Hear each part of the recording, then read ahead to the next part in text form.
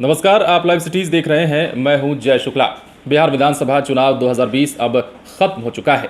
इसके साथ ही अब सबकी निगाहें अगली सरकार पर टिकी हुई हैं और नीतीश कुमार कब सीएम पद की फिर से शपथ लेंगे, इस बात की ओर भी सबकी निगाहें बनी हुई हैं। आपको बता दें कि अब बिहार चुनाव खत्म होने के बाद, महागठबंधन की हार के बाद और एनडीए को मिली बहुमत के बाद सरकार बनना तय हुआ है एनडीए का। और इसके साथ ही ये भी तय हुआ है कि नीतीश कुमार एक बार फिर से 7वीं बार बिहार में सीएम पद के तौर पर शपथ लेने जा रहे हैं। कौन सी तारीख को शपथ लेंगे, किस तारीख को उनका ये शपथ समारोह होगा, ये सारी बातें हम आपको इस खबर में बताने वाले हैं। बिहार विधानसभा चुनाव में सत्तारूढ़ राष्ट्रीय जनतांत्रिक गठबंधन को बहुमत प्राप्त होने के बाद अब सभी की निगाहें अगली सरकार के गठन पर टिकी हैं और ऐसी संभावना है कि दीपावली के बाद अगले सप्ताह नई सरकार का गठन हो सकता है।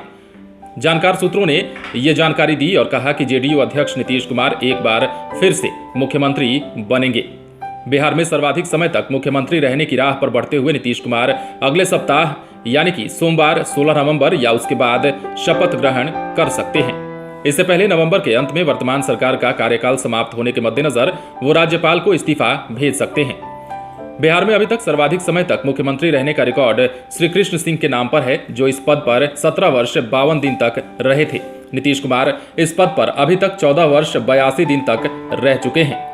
मुख्यमंत्री पद की शपथ लेने के बाद नीतीश कुमार का नाम पिछले 2 दशकों में 7 बार मुख्यमंत्री के रूप में शपथ लेने की विशिष्ट श्रेणी में भी आ जाएगा। उन्होंने सबसे पहली बार साल 2000 में मुख्यमंत्री पद की शपथ ली थी, लेकिन बहुमत के लिए जरूरी विधायकों का समर्थन नहीं मिलने पर उन्हें इस्तीफा देना पड़ा था।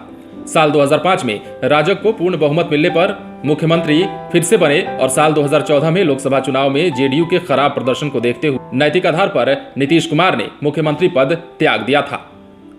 हालांकि 1 वर्ष से भी कम समय में वो सत्ता में वापस लौटे। बिहार विधानसभा चुनाव में बेहद रोमांचक मुकाबले में विपक्ष की कड़ी चुनौती को पार करते हुए नीतीश कुमार के नेतृत्व वाले राष्ट्रीय जनतांत्रिक गठबंधन ने 243 सीटों में से 125 सीटों पर कब्जा कर बहुमत हासिल कर लिया, जबकि महागठबंधन के खाते में 110 सीटें आई। बीजेपी की 74 और जदयू की 43 सीटों के अलावा सत्तारूढ़ गठबंधन के साझेदार में हिंदुस्तानी अवाम मोर्चा को 4 और विकासशील इंसान पार्टी को 4 सीटें मिली। वहीं विपक्षी महागठबंधन में राजद को 75, कांग्रेस को 19, भाकपा माले को 12 और भाकपा एवं माकपा को 2-2 सीटों पर जीत मिली। राजग से अलग होकर अकेले चुनावी मैदान में उतरी चिराग पासवान की लोक जनशक्ति पार्टी 1 सीट पर जीत हासिल कर सकी। ये पूरा चुनावी समीकरण है और जो चुनावी समीकरण आप भी जानते हैं, टीवी चैनलों के माध्यम से, यूट्यूब चैनल्स के माध्यम से, लाइव सिटीज के माध्यम से भी आपको कई जानकारियां मिली होंगी। लेकिन अब बात हो रही है सीएम नीतीश कुमार के 7वीं बार सीएम पद की शपथ लेने की और ये अंदेशा जताया जा रहा है, इसकी पुख्ता जानकारी सूत्रों के हवाले से आ रही है कि हो न हो दिवाली के बाद नीतीश कुमार 16 को सीएम पद की शपथ लेंगे या उसके बाद भी शपथ ले सकते हैं। ऐसे में देखना दिलचस्प होगा कि आखिर यह तारीख कौन सी तय होती है।